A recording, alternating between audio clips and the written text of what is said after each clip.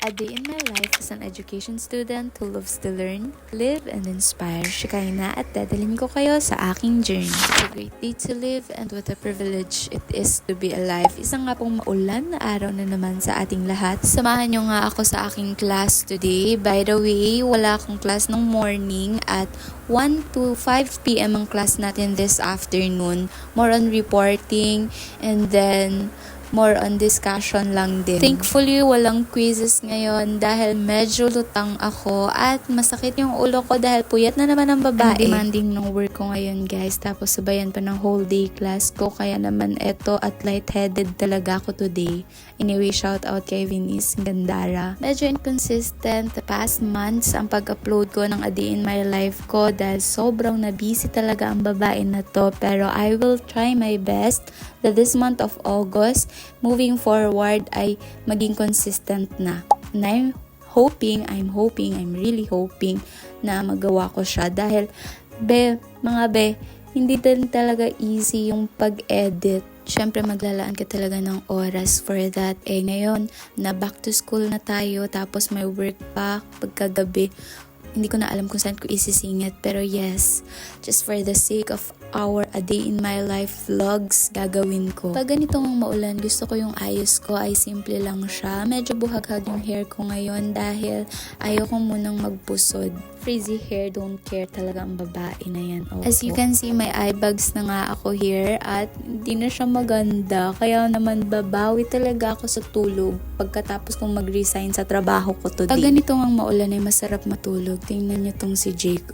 Partida kami nagkaklase, siya sleeping beauty na. Hindi ko din makakalimutan to na every time na may magdi-discuss ay may pa-prizes kapag tama yung sagot. Ang saya lang mag-aral kapag ganito, libre na yung merienda. Ganito din ba kayo guys? After class, I decided na maglakad lang pa uwi at habang naglalakad kami ni Cariel, nadaanan namin itong street foods. Kaya naman bumili kami ng isaw dahil ilang buwan na din akong na hindi nakakatry nito. Anyway, just want to update you guys na I'm finally pork free for almost a month now. Yes, hindi na po ako kumakain ng pork. If you're going to ask me why hindi na ako kumakain, I just want to. Pakiramdam ko din na tumataba na naman ako guys. Kaya naman iniwasan ko din kumain muna ng kanin. Ang hindi ko lang talaga maiwasan ay yung pagkain ng bread at saka yung mga cakes dahil dyan talaga ako nadadali. Sa drinks naman, hindi na ako nagmi-milk tea pero nagfa-frap pa din ako. Hihingi nga po sana ako ng advice kung paano pigilan yung mga cravings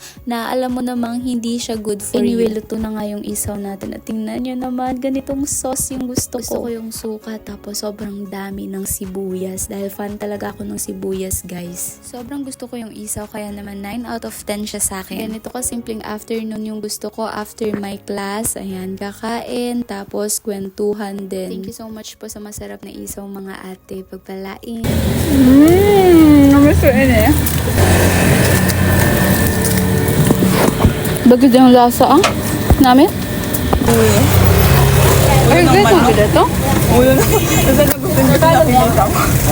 Hindi ako ang kalsa? Oo, parang ano lang. Bunit na ate ko. Be, mag-urine kita, Be. Okay, no problem. Ano ko namin na? Uy, ma-search ka? Collagen nga ni. Ma-search ka? Hindi po. Kailangan. Ha? Anong kailangan? Shake kayo mas. Dali na, day. Third year na, day. Tungkap. Ayaw. Papasali nyo ako sa leadership, declamation, or public speaking pa yan. Basta wag lang talaga sa search. Hindi ko kasi talaga yan 40 guys. Ganda-gandahan lang ako pero hindi naman pang stage. Pag ganito ang medyo malamig yung panahon, feeling ko ang dry din ng skin ko. Kaya naman naisipan kong pumunta sa Bright Nails para magfa-facial. Kaya lang pagpunta ko naman doon, sarado pala sila. Bukas ay open na sila dahil dry na talaga ang skin ng babae. Opo. Yan, tamang lakad lang din ako pa uwi. Ganito yung gusto ko dahil exercise din to. Anyway, for our encouragement today, kung pagod ka, magpahinga ka. At kung mabagal ang progress mo, okay lang.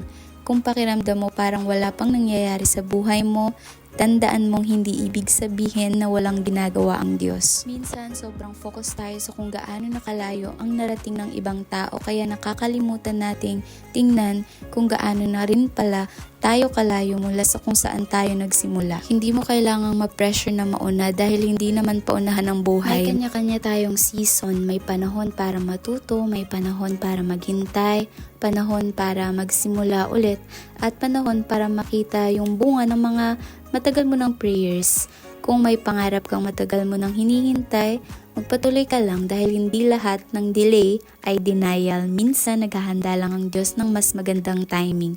At kung may pagkakataon kang tumulong sa iba, gawin mo rin. Hindi kailangang malaki, kahit na maliit makabutihan kapag ginawa ng buong puso, may halaga. According nga sa Philippians 4:13, I can do all things through Christ which strengthen me. Kaya today, take it one step at a time. Hindi mo kailangan malaman agad ang buong directions ng buhay mo. Darating din yung araw na lilingon ka at mapapangiti ka dahil maiintindihan mong lahat ng pagod, paghihintay at pagsubok ay bahagi pala ng journey mo. Keep going, God is not finished with you yet. Yun ang muna for today. Thank you for spending a day with me. Until next time, keep learning and keep growing. Bye!